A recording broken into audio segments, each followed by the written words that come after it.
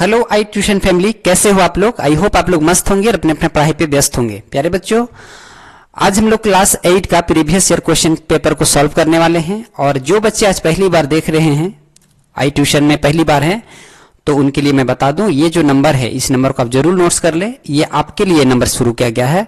आपको किसी भी तरह का कोई दिक्कत होगा क्वेश्चन पूछने के लिए या टाइम टेबल से रिलेटेड कब कौन सा वीडियो आने वाला है, तो आप इस नंबर पे व्हाट्सअप कर सकते हैं, ठीक है ना।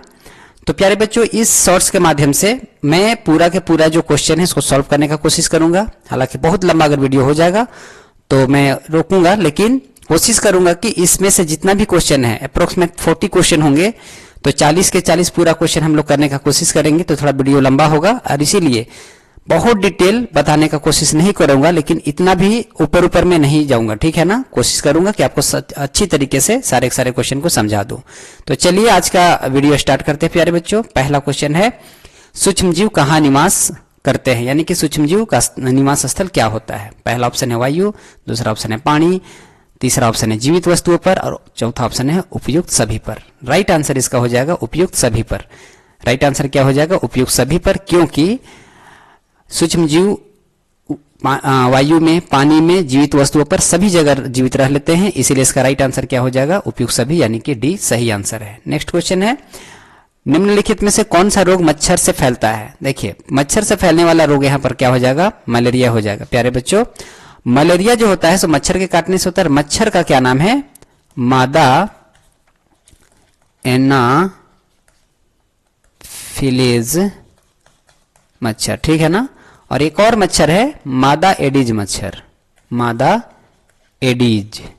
तो इस मच्छर के काटने से क्या हो जाता है हम लोगों को, डेंगू, ठीक है ना। डेंगू जानते होंगे, एक खतरनाक बीमारी है जिससे बहुत कपकपी तेज बुखार होगा और बॉडी का जो प्लेटलेट्स है वो बहुत तेजी से नीचे जाता है डेंगू के कारण, ठीक है ना। तो इसका राइट आंसर क्या हो जाएगा, मलेरिया हो जाएगा। नेक्स्ट क्वेश्चन है, बायोडीजल के निर्माण में कौन सा सूक्ष्मजीव सहायक होता है। बायोडीजल के लिए यहाँ पर ये जो होगा सो नहीं होगा।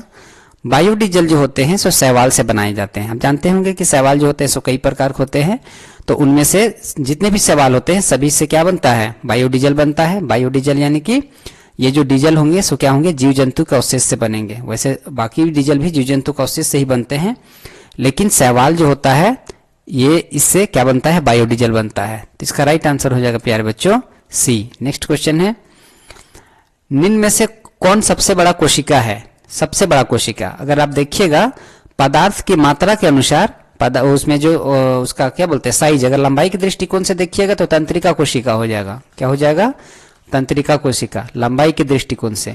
लेकिन उसमें पदार्थ की मात्रा के दृष्टिकोण से देखेंगे तो सबसे बड़ा कोशिका हो जाएगा शुतुरमुर्ग का अंडा।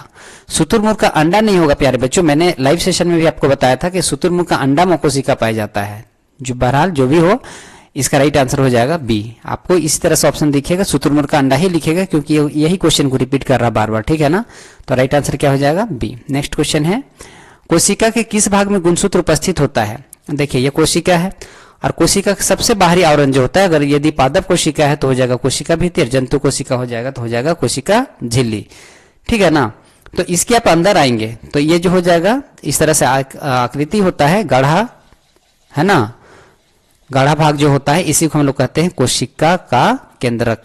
क्या कहते हैं बच्चों, कोशिका का केंद्रक कहते हैं, है ना। और इस वाले भाग को क्या कहते हैं, जीव द्रव्य कहते हैं। जीव द्रव्य यानी कि साइटोप्लाज्म।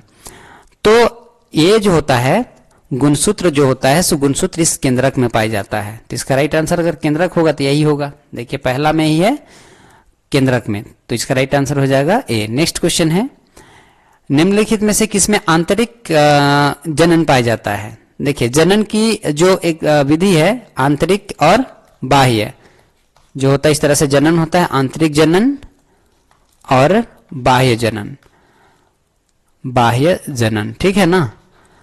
तो देखिए, आंतरिक जनन क्या होता है, जब जो जनन की प्रक्रिया क्या होता है, मादा के शरीर के अंदर होता है, और बाह्य जनन क्या होता है, जो शरीर के बाहर होता है। जैसे आप लोग देखते होंगे कि मेंढक में, मछली में, ये सब में क्या होता है कि मादा जो होती है सो अंडा दे करके छोड़ देती है, पानी में, जल में जो होती है सो अंडा दे करके छोड़ देती है, और बाद में उसको जो है सो नर मेंढक या नर मछली जो है सो आ करके उसको बाद में निषेचित करते हैं। चूंकि ये कार्य बॉडी के बाहर हुआ, इसीलिए इसको हम लोग बाह्य निषेचन बोलेंगे। और मनुष्य में, जानवरों में देखते होंगे तो शरीर के अंदर निषेचन की प्रक्रिया होती है, इसीलिए जो हो जाएगा सो आंतरिक निषेचन हो जाएगा। तो उसी की श्रेणी में यहाँ पर आएगी मुर्गी। मुर्गी में जो होता है सो आंतरिक निषेचन पाया जाता है। तो हम लोगों का क्वेश्चन है निम्नलिखित में से किन में आंतरिक जनन पाया जाता है? तो आंतरिक जनन डेफिनेटली मुर्गी में पाया जाएगा। नेक्स्ट क्वेश्चन है, हाइड्रा में जनन की विधि है, मतलब हाइड्रा में किस तरह का जनन पाया जाता है? तो प्यारे बच्चों, हाइड्रा में मुकुलन विधि द्वारा जनन पाया जाता है। राइट आंसर इसका हो जाएगा बी। नेक्स्ट क्वेश्चन है, किस धातु की भौतिक अवस्था द्रव रूप में होती है? अब जानते होंगे कि धातु जो होता है प्यारे बच्चों, ये धातु जनरली ठोस अवस्था में पाया जाता है, ठीक है ना। लेकिन अपवाद के रूप में है, अपवाद के रूप में है पारा। पारा जो है सो धातु होते हुए भी तरल अवस्था में पाया जाता है, ठीक है ना। तो यहाँ कहता है किस धातु की भौतिक अवस्था द्रव रूप में पाई जाती है? तो जो पारा होगा वही इसका राइट आंसर हो जाएगा। तो देखिए सी नंबर में क्या है? पारा। यहाँ पर चौथा ऑप्शन जिंक था, थोड़ा गड़बड़ हो गया था, है ना। तो इसका राइट आंसर क्या हो जाएगा? पारा। नेक्स्ट क्वेश्चन है प्यारे बच्चों कि एक्सरे करने हेतु किस धातु का उपयोग किया जाता है? एक्सरे करने के लिए देखिए, एक्सरे में जो होता है ना, दो तरह के धातु का प्रयोग किया जाता है। एक होता है टंगस्टन का, ठीक है ना, और एक दूसरा धातु का होता है प्रयोग, होता है लेड का। तो लेड और टंगस्टन दोनों के दोनों का प्रयोग होता है कहां पर? एक्सरे करने के लिए। लेकिन चूंकि हमारा ऑप्शन में डी है यानी कि लेड है, तो लेड हो जाएगा इसका राइट आंसर। टंगस्टन नहीं है इसलिए हम नहीं मारेंगे। अगर टंगस्टन होता तो टंगस्टन इसका राइट आंसर हो सकता था, ठीक है ना, लेकिन यहाँ पर डी सही होगा।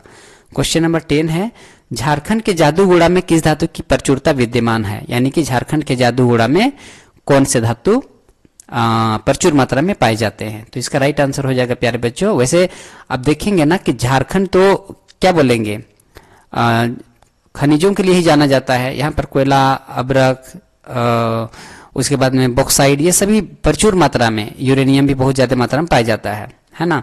लेकिन स्पेशली अगर बात किया जाए झारखंड का जादूगोड़ा, तो उसमें जो होता है ना यूरेनियम खूब ज्यादा मात्रा में पाया जाता है। 10 का राइट आंसर हो जाएगा सी। नेक्स्ट क्वेश्चन है, धातुओं का वह गुण जिससे उन्हें पीटकर पतली चादरें बनाई जा सकती है। देखिए धातुओं का जो है ना गुणधर्म आपको याद रखना पड़ेगा बच्चों, क्योंकि यहाँ से काफी क्वेश्चन पूछे जाते हैं। धातु का पहला जो गुणधर्म होता है वो होता है वो आघात वर्धनीय। क्या हो जाता है? आघात वर्धनीय। दूसरा हो जाएगा तन्नीय। फिर हो जाएगा धात्विक चमक, यानी कि उसमें विशेष प्रकार की चमक पाई जाती है। उसके बाद में जो होते हैं और भी, ये तो बहुत क्या बोलते हैं, भौतिक गुणधर्म में। इसी प्रकार से रासायनिक गुणधर्म भी होता है, जैसे अम्ल के साथ में अभिक्रिया करके हाइड्रोजन गैस देते हैं।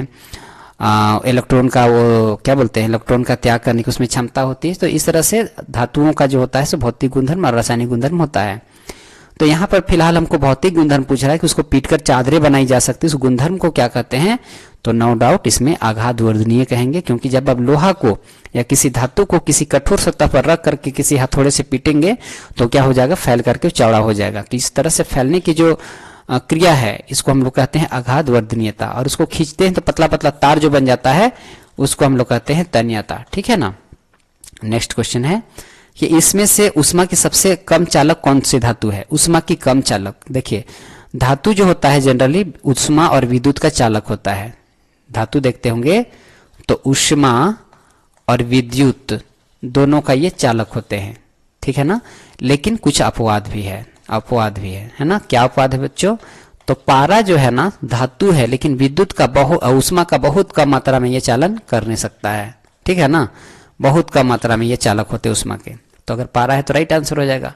तो बी इसका राइट आंसर होगा, पारा, ठीक है। नेक्स्ट क्वेश्चन देखते हैं, निम्नलिखित में से कौन सा घोल विद्युत का कुचालक है? मतलब इसमें से जो दिया हुआ है उसमें से कौन सा घोल जो होगा विद्युत का कुचालक होगा? देखिए नींबू का रस, नींबू का रस जो होता है सो विद्युत का चालन कर लेता है।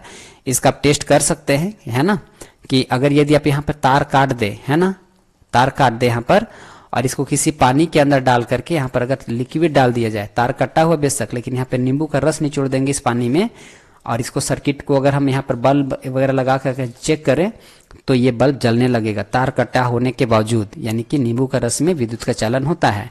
नल का पानी भी विद्युत का चालन होगा, क्योंकि नल का पानी में बहुत सारे खनिज लवण और मिनरल्स होते हैं, इसीलिए यहाँ भी चालन हो जाएगा। सिरका में जो होता है ना एक प्रकार का अम्ल पाया जाता है। सिरका में बच्चों एसिटिक अम्ल पाया जाता है। क्या पाया जाता है? एसिटिक अम्ल। तो एसिटिक अम्ल पाया जाता है, यानी कि एसिड की मात्रा है, इसलिए सिरका में भी क्या बोलते हैं विद्युत का चालन हो सकता है। लेकिन अशुद्ध जल होता है, इसमें खनिज मिनरल्स वगैरह नहीं होने के कारण ये जो होगा विद्युत का चालन नहीं करा पाएगा, यानी कि इसका राइट आंसर हो जाएगा डी। चलिए नेक्स्ट क्वेश्चन देखते हैं। किसी धातु पर इच्छित धातुओं की परत निक्षेपित करने की प्रक्रिया को क्या कहते हैं? अगर यदि आप किसी धातु पर, किसी भी धातु पर है ना, एक लेप लगाना चाहते हैं, क्या लगाना चाहते हैं? लेप, एक परत चढ़ाना चाहते हैं, ठीक है ना। तो किसी धातु पर इच्छित धातु की परत निक्षेपित करने की प्रक्रिया को हम लोग क्या कहते हैं बच्चों? विद्युत एक मिनट यहाँ पर विद्युत लेपन, ऑक्सीकरण, जस्तीकरण, विद्युत अपघटन, यहाँ पर विद्युत लेपन राइट आंसर हो जाएगा, ठीक है ना। लेकिन याद रखिएगा विद्युत के कारण, विद्युत जो है उसके माध्यम से अगर लेप चढ़ा रहे हैं तब वो विद्युत लेपन होगा, ठीक है ना। तो राइट आंसर इसका ए हो जाएगा। नेक्स्ट क्वेश्चन है, नेक्स्ट क्वेश्चन आप देख पा रहे हैं कि पृथ्वी की सतह से ऊंचाई के बढ़ने के साथ साथ वायुमंडलीय दाब क्या होता है? आप जैसे जैसे ऊपर की ओर जाएंगे, जैसे आप मान लेते हैं कि पृथ्वी का सतह है, तो पृथ्वी के सतह पर क्या होता है? वायुमंडल जो होता है, वायुमंडल होता है सघन। क्या होता है बच्चों? सघन होता है ना, यानी कि घना होता है ना। लेकिन जैसे जैसे आप ऊपर की ओर जाएंगे वैसे वैसे इसकी सघनता क्या होती जाती है?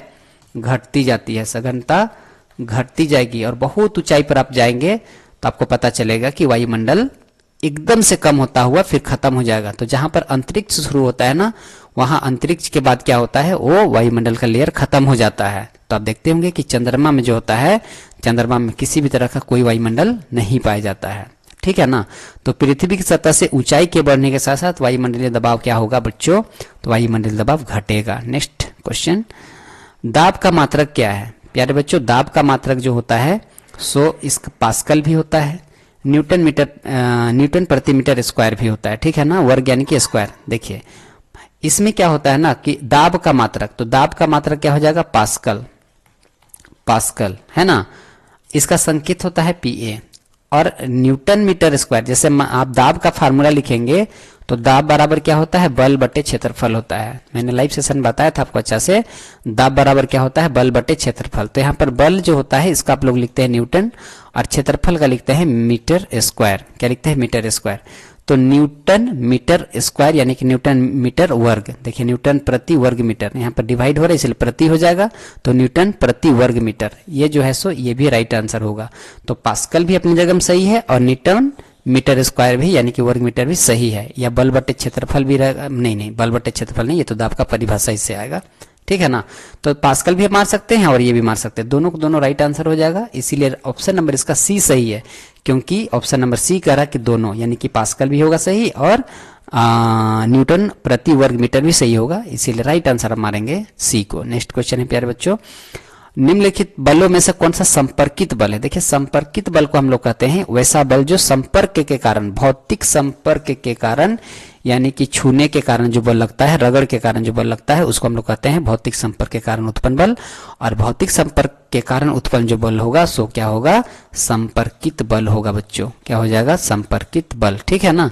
तो संपर्कित बल क्या हो जाएगा? इसमें से गुरुत्व बल असंपर्कित बल है, चुंबकीय बल असंपर्कित बल है, स्थिर वैद्युत बल भी जो हो जाएगा सो असंपर्कित बल है।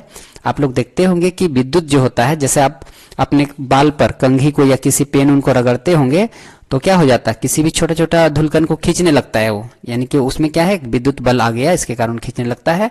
तो वो भी जो होगा सो असंपर्कित बल है। लेकिन घर्षण जो होगा सो बिना संपर्क के उत्पन्न नहीं हो सकता है। घर्षण जो होगा, घर्षण बल तभी उत्पन्न होगा जब क्या होगा कि दो सतहों के बीच में रगड़ उत्पन्न होगा। तो ये रगड़ कब होगा? जब संपर्क में रहेंगे। तो राइट आंसर इसका डी हो जाएगा। नेक्स्ट क्वेश्चन है, निम्नलिखित में कौन सा पदार्थ अदहनशील पदार्थ है? देखिए एक पदार्थ जो होता है बच्चों होता है पदार्थ दहनशील। क्या होता है? दहनशील, एक मिनट, दहनशील है ना। और एक पदार्थ होता है अदहनशील, अदहनशील। तो दहनशील किसको कहते हैं? जो जलता है, जैसे लकड़ी जलती है, कोयला, पेट्रोलियम, ये सब क्या होगा? जलने वाले पदार्थ हैं, तो इसको दहनशील पदार्थ कहेंगे। और जो पदार्थ नहीं जलेगा, जैसे आप लोहा को नहीं जलाते हैं, वैसे बहुत ज़्यादा हीट कर देंगे तो पिघलेगा, लेकिन लकड़ी की तरह जलता नहीं है, तो लोहा अदहन हो जाएगा। पत्थर, ईंट, बालू, ये सब क्या हो जाएगा? अदहनशील पदार्थ हो जाएगा। तो इसमें से देखिए निम्नलिखित में से कौन सा अदहनशील पदार्थ है, मतलब कौन सा नहीं जलेगा? तो इसका राइट आंसर हो जाएगा पत्थर। राइट आंसर क्या होगा बच्चों? पत्थर। नेक्स्ट क्वेश्चन है, किसी पदार्थ के दहन का पोषक पदार्थ क्या होता है? दहन का पोषक मतलब जलने के लिए क्या आवश्यक होता है, किसका जरूरत होता है जलने के लिए? तो याद रखिएगा दहन के लिए जो होता है बच्चों, दहन के लिए ऑक्सीजन का जरूरत होता है, क्योंकि बिना ऑक्सीजन का जो है ना आप लगा ही नहीं सकते हैं। आप माचिस को जो है सो मारिए, माचिस में आग लगाने का प्रयास कीजिए, अगर वहां पर ऑक्सीजन नहीं होगा तो बिल्कुल वो आग नहीं पकड़ पाएगा, क्योंकि जो होता है आग का जलना एक रासायनिक क्रिया है और अभिक्रिया को होने के लिए ऑक्सीजन की जरूरत पड़ती है, और ऑक्सीजन नहीं होगा तो आग नहीं लगेगा। यानी कि दहन के लिए पोषक पदार्थ के रूप में कौन उपयोगी होता है, तो होता है ऑक्सीजन। राइट आंसर इसका हो जाएगा सी। नेक्स्ट क्वेश्चन है, किसी ज्वाला का सबसे अधिक गर्म भाग कौन सा होता है? प्यारे बच्चों, किसी भी ज्वाला का अधिक गर्म भाग यानी कि सबसे ज्यादा गर्म कौन सा होता है? तो जैसे मान लेते हैं कि आपके पास एक मोमबत्ती है ना, तो ये मोमबत्ती जो होगा, तो इस मोमबत्ती को आप जला देंगे तो सबसे बाहर का, सबसे ऊपर का जो भाग होगा, सबसे क्या होगा, गर्म भाग होगा। यानी कि सबसे ऊपर वाला भाग क्या होगा, गर्म भाग होगा, और ये जनरली नीला कलर का दिखाई देता है। क्या होता है? नीला कलर का दिखाई देता है।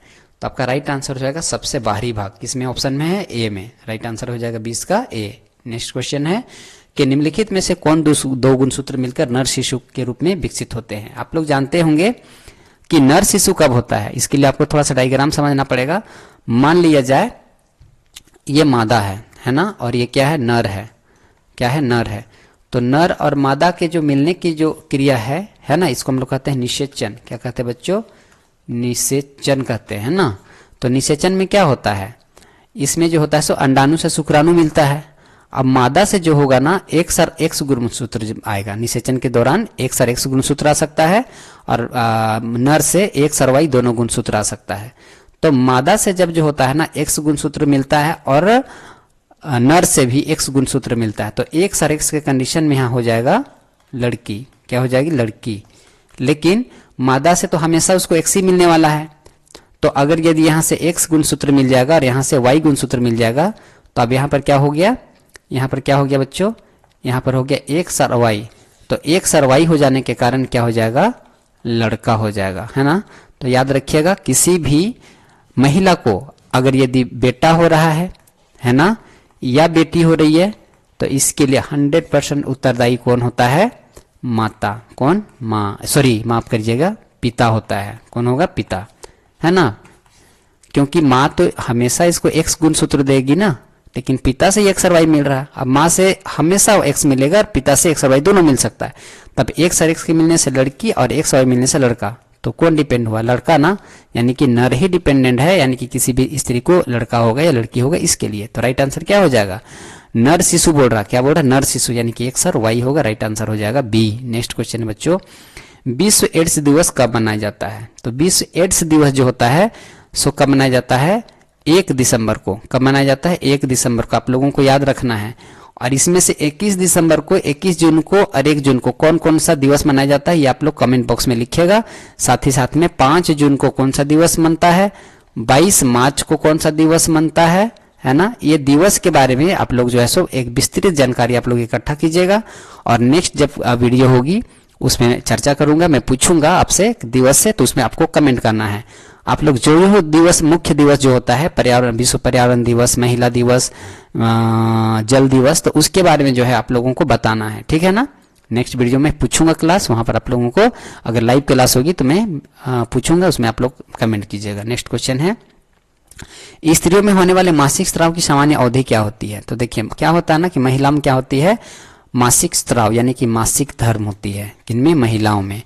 तो मासिक धर्म जो होती है ना, ये जनरली कितने दिनों का होता है? 4 सप्ताह का। 4 सप्ताह का अंतराल पर होता है। तो 4 सप्ताह यानी कि कितना दिन? 4 गुना 7 यानी कि 28 दिन। कितने दिन बच्चों? 28 दिन। तो 28 दिन में, प्रत्येक 28 दिन के दौरान क्या होता है कि महिला में एक मासिक चक्र चलता है, जिसको हम लोग कहते हैं मासिक स्राव यानी कि मासिक धर्म, ठीक है ना। तो कितने दिन का होता है? 28 दिन का। राइट आंसर क्या हो जाएगा? डी हो जाएगा। नेक्स्ट क्वेश्चन है कि समतल दर्पण से बना प्रतिबिंब होता है। समतल दर्पण जो आप सुबह सुबह घर में देखते हैं ना, आईना, वो दर्पण जो होता है सो समतल दर्पण ही होता है बच्चों। तो समतल दर्पण जो होगा, ये समतल दर्पण में क्या होता है? प्रतिबिंब हम देखते हैं, तो प्रतिबिंब क्या होता है? आभासी होता है। क्या होता है? आभासी। और आभासी प्रतिबिंब हमेशा क्या होगा बच्चों? सीधा होगा। क्या होगा? सीधा होगा। तो समतल दर्पण से बना प्रतिबिंब कैसा होता है? तो आभासी कहीं पर है ना। राइट आंसर हो जाएगा ए। नेक्स्ट क्वेश्चन है, वह यंत्र जो दृष्टि रेखा पर नहीं रहने वाली वस्तुओं को भी दिखा सकता है, तो उस यंत्र को कहते हैं पेरिसेस्कोप। याद रखिएगा, यहाँ पर पेरिसेस्कोप में 2 समतल दर्पण का प्रयोग किया जाता है। कभी कभी पूछ देगा कि पेरिस्कोप में कितने दर्पण का प्रयोग किया जाता है, तो 2 समतल दर्पण का प्रयोग किया जाता है। इसमें दोनों दर्पणों को 45 डिग्री पर रखा जाता है। कितना डिग्री पर? 45 डिग्री पर। अगर सवाल आपको थोड़ा डीप पूछने का मन करेगा इसको, तो बोलेगा कि पेरिस्कोप में समतल दर्पण 2 समतल दर्पण का प्रयोग किया जाता है, दोनों दर्पणों को कितना डिग्री पर रखा जाता है, तो बोलिएगा 45 डिग्री। नेक्स्ट क्वेश्चन है कि आंख में प्रवेश करने वाले प्रकाश की किरणों को कौन नियंत्रित करती है? प्यारे बच्चों, इसमें जो होगा ना थोड़ा सा कंफ्यूजन होगा। इसका आंसर पुतली भी हो सकता है और आइरिस भी हो सकता है, ठीक है ना, दोनों ऑप्शन है।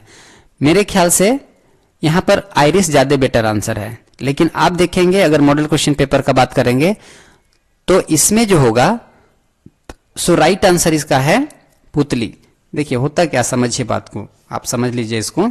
आंख है ना, ये आंख है, तो आंख में देखते होंगे एक बड़ा सा इस तरह से गोल सा भाग होता है, काला भाग बीच वाला, ठीक है ना। तो इसमें देखिएगा पतला सा छिद्र होता है, गौर किए होंगे इस तरह से। थोड़ा अच्छा फोटो बना देता हूं, चलिए। इस तरह से होता है ना, तो ये बड़ा से काला भाग है, इस काला भाग के बीच में छोटा सा भाग होता है, तो ये छोटा सा भाग जो है ना, इसी के माध्यम से प्रकाश जो है सो अंदर जाता है। क्या जाता है? प्रकाश अंदर जाता है। तो इसको जो है ना, ये छोटा खाली जगह को हम लोग कहते हैं पुतली। क्या कहते हैं बच्चों? पुतली, ठीक है ना। तो इस पुतली के माध्यम से प्रकाश अंदर प्रवेश करती है, ठीक है।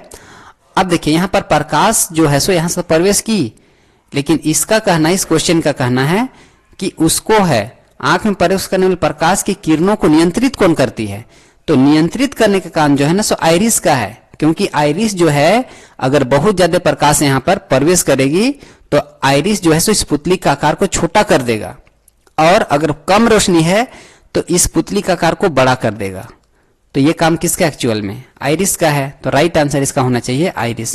लेकिन आपके जो मॉडल क्वेश्चन पेपर का जो आंसर सेट है उसमें इसको आंसर लिखा हुआ है, तो देख लीजिएगा, जो एनसीईआरटी बुक है उसका क्वेश्चन सही माना जाएगा, ठीक है ना। नेक्स्ट क्वेश्चन है प्यारे बच्चों कि वर्षा ऋतु में बोई जाने वाला अक्टूबर से दिसंबर तक फसल की कटाई वाले फसल को क्या कहते हैं? देखिए बरसात वाला ऋतु है, वर्षा ऋतु यानी कि बरसात का ऋतु। तो बरसात में जो है सो हम लोग क्या करते हैं? बोते हैं। और कब काटते हैं? अक्टूबर से दिसंबर में, यानी कि जैसे ठंड शुरू होती है ना उस समय हम लोग काटते हैं। तो ऐसा फसल जो होता है ना उसको हम लोग कहते हैं खरीफ फसल। क्या कहते हैं बच्चों? खरीफ फसल, यानी कि खराब होने वाला फसल। समझने के लिए ट्रिक, खरीफ मतलब आप समझिएगा खराब होना। तो किस ऋतु में किस ऋतु में फसल ज्यादा खराब होता है? बरसात में, वर्षा ऋतु में, है ना। इस तरह से याद रखिएगा, खरीफ फसल बरसात में ज्यादा खराब होता है, तो खरीफ फसल बरसात में उगता है। तो इसमें देखिए कि बरसात में उगने वाला फसल कौन सा है, तो क्या हो जाएगा? अच्छा, ऑप्शन ऐसे नहीं है, वर्षा ऋतु में बोल रहा, वर्षा ऋतु में बोई जाने वाला फसल तो कौन हो जाएगा? खरीफ फसल। क्या होगा बच्चों? खरीफ फसल।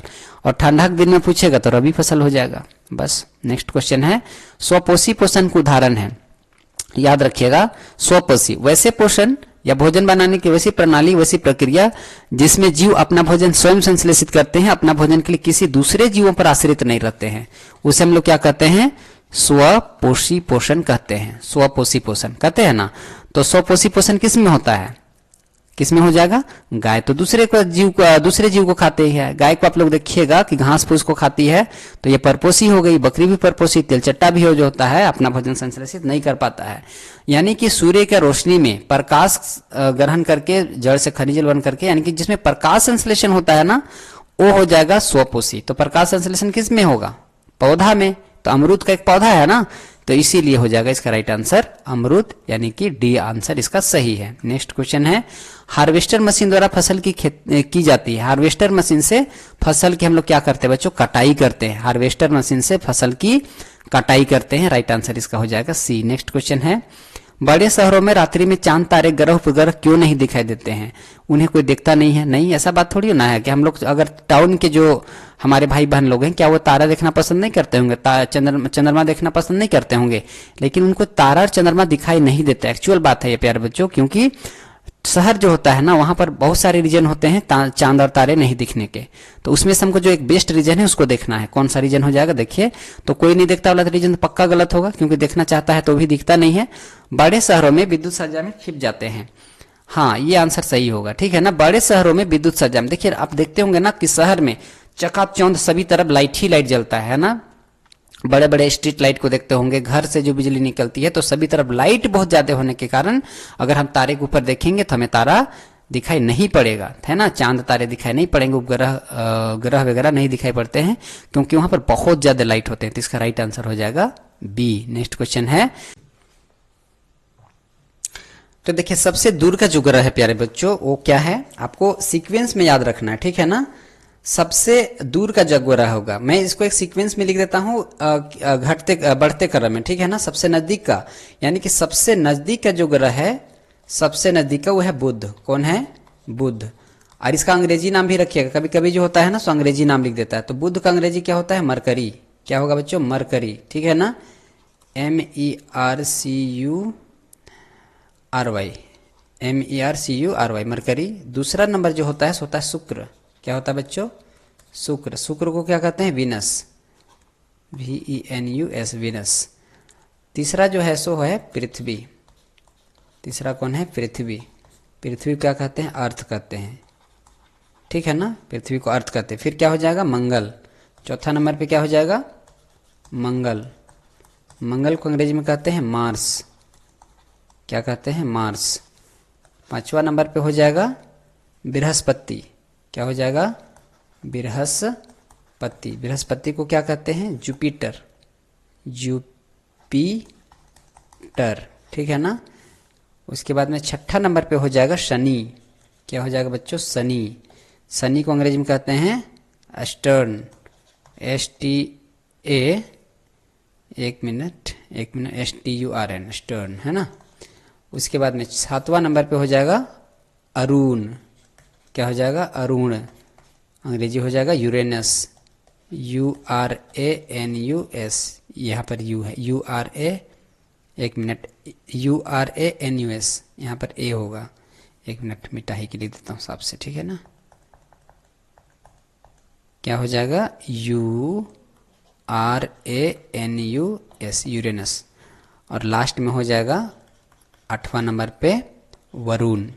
अब हम लोग के जो ग्रह है सो 8 ही ग्रह है, पता है ना कि प्लूटो ग्रह के श्रेणी से हट गया है। पहले 9 ग्रह थे, अब 8 ग्रह रह गए हैं। प्लूटो को 52 ग्रह के श्रेणी में डाल दिया गया। तो यहाँ पर वरुण का हो जाएगा नेपच्यून, NEPTUNE, नेपच्यून, ठीक है ना। तो देखिए नेपच्यून जो हो जाएगा सो सबसे दूर का ग्रह हो जाएगा और बुध सबसे नजदीक का। तो आपको बीच का याद रखिए या नहीं रखिए मतलब नहीं है, लेकिन आपको शुरू का लास्ट को याद रखना। सबसे नजदीक में है बुध और सबसे दूर में कौन है, वरुण, ठीक है। तो इसको आप लोग याद रखिएगा, सबसे दूर का पूछ रहा है इसलिए क्या हो जाएगा, नेपच्यून। देखिए यहाँ पर नेपच्यून लिख दिया ना, लग रहा हिंदी है लेकिन अंग्रेजी में लिखा है नेपच्यून। तो ऐसे इसीलिए मैंने कहा कि अंग्रेजी भी आपको याद रखना जरूरी है। नेक्स्ट क्वेश्चन है, खगोलीय पिंडों की दूरी को किसमें मापा जाता है। देखिए खगोलीय पिंड की जो दूरी है बच्चों, खगोलीय पिंड मतलब क्या होता है, एक चंद्रमा से कुछ तारा का दूरी, एक तारा से दूसरा तारा का दूरी, सूर्य से चंद्रमा की दूरी। इन दूरियों को मापने के लिए जो होता है ना सो एक इकाई का प्रयोग किया जाता है, उसका नाम है प्रकाश वर्ष।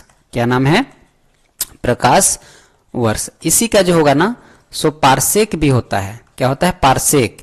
तो प्रकाश वर्ष देखिएगा चाहे पारसेक देखिएगा, दोनों में से जो रहेगा ऑप्शन में वही मारिएगा। दोनों ऑप्शन नहीं देना चाहिए, कभी भी दोनों ऑप्शन नहीं देगा, लेकिन समझना है तो आप कह सकते हैं। आप अगर मान लेते दोनों को दोनों दे ही दिया, दोनों को दोनों दे ही दिया, तो देखिएगा कि किसमें किसकी दूरी को पूछा जा रहा है। बहुत ज्यादा दूरी है ना, दोनों में खगोलीय पिंड ही होगा, लेकिन उसमें से ज्यादा दूरी का जिसमें मापेगा उसको हम बोल देंगे क्या, पारसेक। बस ये समझ सकते हैं। हालांकि ये जो है ना ऐसा कोई बहुत बड़ा लॉजिक ये नहीं है, इसमें से दोनों का यूज किया जाता है खगोलीय पिंडों को मापने के लिए। तो जो ऑप्शन देखिएगा आप मार दीजिएगा, दोनों में से एक ही ऑप्शन रहेगा, इसकी प्रबल चांस रहेगा, ठीक है ना। राइट आंसर क्या होगा, खगोलीय पिंडों की दूरी को किसमें मापा जाता है, प्रकाश वर्ष में। नेक्स्ट क्वेश्चन है, किस घर्षण की अपेक्षा सर्पी घर्षण कम होता है। तो याद रखिएगा, देखिए सर्पी घर्षण क्या होता है, ऐसा घर्षण जो होता है बच्चों जो घूर्णन गति करके घर्षण, मतलब घूर्णन गति, जैसे आप लट्टू वगैरह को देखते होंगे, टॉप वगैरह जो होते हैं ना, सो क्या करते हैं, गति करते हैं, लेकिन उसमें घूर्णन गति पाया जाता है।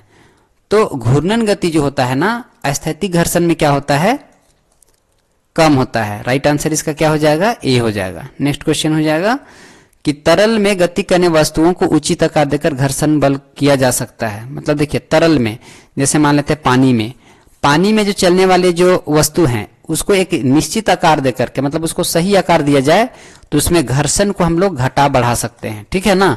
अगर घर्षण कम कराना है जैसे आप देखते होंगे नौका का आकार इस तरह से होता है ना नौका का, तो एक अगर मान लेते हैं नौका ऐसा ना होकर के ऐसे प्लेन होता नौका, तो क्या होता, घर्षण यहाँ ज्यादा होता, तो उस नाव को जो खेने वाला जो नाविक है उसको बहुत ज्यादा ताकत लगाना पड़ता, शक्ति लगाना पड़ता होता ना।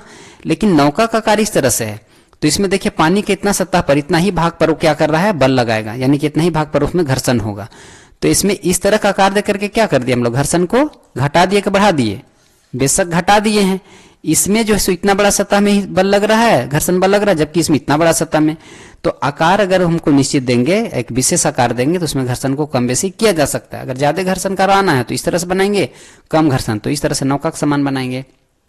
तो तरल हवा, तरल में यानी कि तरल हवा या जल में गति करने वस्तुओं को आप देखते होंगे बच्चों की ट्रेन वगैरह को, ट्रेन के आगे तरफ थोड़ा सा ना नुकीला तरह का रहता है, प्लेन वगैरह में देखिएगा इस तरह से नुकीला भाग होता है। तो इसीलिए क्योंकि हवा में गति करने वाला ये यान है, तो अगर यदि उसमें आगे तरफ ऐसे बना देंगे, बोथर टाइप का बना देंगे आगे में, तो क्या होगा, हवा को ज्यादा काटेगा।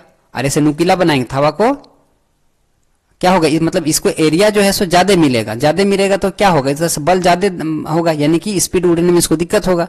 और इस तरह से नुकीला होगा तो ये जो है सो हवा को तेजी से काट पाएगा, तेजी से काट पाएगा, यानी कि इसमें बल कम लगेगा। तो तरल या जल में, जल में भी हम लोग देखिए, जल तो बता ही दिया मैंने कि ये जो होगा सो नौका टाइप का कोई होगा आकृति।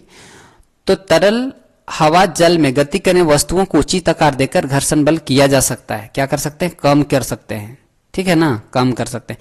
क्योंकि घर्षण हमको वहां पर क्या मतलब है, अगर यहाँ घर्षण बढ़ जाएगा तो हमको घाटा है ना, नाव में अगर घर्षण बढ़ जाएगा तो हमको घाटा है ना, तो हमको तो फायदा में रहना है, तो घर्षण को हमको कम ही करना है, ऐसे समझना है। हम बोलिएगा कि अधिक भी तो कर सकते हैं, कर तो सकते हैं, लेकिन करेंगे क्यों, नहीं करेंगे ना हम लोग, इसलिए राइट आंसर बी हो जाएगा। नेक्स्ट क्वेश्चन है कि किस आवृत्ति की वस्तु पर तरल घर्षण कम होता है। तो यहाँ पर देखिए आयताकार, वर्गाकार, नौकाकार या वृत्ताकार। देखिए यहां पर जो हो जाएगा आंसर जो हो जाएगा क्या हो जाएगा बच्चों, देखिए यहां पर आयताकार, आयत इस तरह का होता है ना, वर्ग इस तरह से होता है, नौका कैसा होता है, तो नौका इस तरह होता है, और यहां पर क्या हो जाएगा, वृत्ताकार, मतलब गोल पूरा वृत्त हो जाएगा ऐसे, है ना। तो यहां किसका बात कर रहा, तरल घर्षण का बात कर रहा है। तो तरल घर्षण में जो होगा सो वृत्ताकार नहीं होगा, तरल घर्षण में नौकाकार होगा, ठीक है ना। नौकाकार यानी कि नौका आकार दे करके हम तरल घर्षण को कम कर सकते हैं। देखिए इसमें इतना बड़ा सतह मिल रहा है, इसमें इतना बड़ा सतह मिल रहा है, और इसमें सतह कम मिल रहा है। लेकिन नाव वगैरह का आप देखते होंगे ना, नाव वगैरह का आकार ऐसे होता है, तो नौकाकार होगा, तो यहाँ पर तरल घर्षण क्या हो जाएगा, कम हो जाएगा। तो राइट आंसर इसका सी हो जाएगा, नौकाकार। नेक्स्ट क्वेश्चन है कि प्रथम पूर्ण रूप से संश्लेषित रेशा किसे कहा जाता है। तो प्रथम पूर्ण रूप से संश्लेषित रेशा क्या है, क्या हो जाएगा बच्चों, नायलॉन हो जाएगा। देखिएगा नायलॉन जो होता है ना, एक्चुअल में अमेरिका में अमेरिकी वैज्ञानिकों द्वारा बनाया गया था नायलॉन, और ये जो सो प्रथम संश्लेषित रेशा माना जाता है। राइट आंसर हो जाएगा इसका बी। नेक्स्ट क्वेश्चन है निम्न में से किस धागे को मजबूती सबसे अधिक होती है। इसमें जो हो जाएगा नायलॉन हो जाएगा, नायलॉन की मजबूती सबसे अधिक होती है। याद रखिएगा नायलॉन की मजबूती जो होता है ना, अगर अच्छे किस्म का नायलॉन मिल जाए तो ये जो होता है लोहा से भी ज्यादा मजबूत हो सकता है। याद रखिएगा लोहा से भी ज्यादा मजबूत, तार जो होता है ना धातु का तार, उससे भी ज्यादा मजबूत हो जाएगा इसका रस्सी अगर हम बना देंगे तो इसमें राइट आंसर हो जाएगा सी। नेक्स्ट क्वेश्चन है कि दमकल कर्मचारियों के कपड़े पर किसकी परत चढ़ी होती है। याद रखिएगा दमकल कर्मचारी जो होते हैं बच्चों, उसमें मेलामाइन की परत चढ़ी होती है। हालांकि बेकेलाइट भी यहाँ सही है, बेकेलाइट भी होता है, लेकिन मेलामाइन एक ऐसा पदार्थ होता है जिसमें आग का कोई प्रभाव नहीं पड़ता है। मतलब इसमें आग में अगर इसको पहन के, अगर मेलामाइन से बना कोई कपड़ा होगा तो उसको पहन करके पूरी तरीके से अपने आप को ढक करके आग में घुस जाएंगे तो आपका बॉडी नहीं जलेगा। तो दमकल कर्मचारी को क्या करना पड़ता है, आग बुझाना पड़ता है। तो आग वगैरह बुझाने जाएंगे और उनका बॉडी जो है सो अगर किसी कारण से मान ले तो कोई जल रहा है आग के अंदर, तो उसको बचाना भी पड़ेगा ना। तो कभी उन लोगों को आग में कूदना पड़ जाता है, तो इसके वजह से उन लोगों का कपड़ा जो होता है ऐसा बनाया जाता है जिसको उनका कपड़ा ना जले, तो वो होता है मेलामाइन। क्या हो जाएगा, मेलामाइन का। बेकेलाइट भी सही है, लेकिन ज्यादा बेहतर आंसर क्या हो जाएगा, मेलामाइन हो जाएगा। पॉलिथीन अगर रहेगा तो पॉलिथीन तो पूरा पिघल जाएगा, जिससे उसको खुद नुकसान हो जाएगा। पीवीसी क्या होता है, पॉलीविनाइल क्लोराइड, इसको शॉर्टकट में कहते हैं पीवीसी। तो ये जो होता है सो तार वगैरह देखते हो ना, तार ऊपर में, तार के ऊपर में जो एक लेयर लगा रहता है, जैसे इस तरह का तार आप लोग देखते होंगे, इस तरह का जो तार होता है, देखिए इस तरह का जो तार होगा ना, शायद दिख पा रहा है नहीं पता नहीं।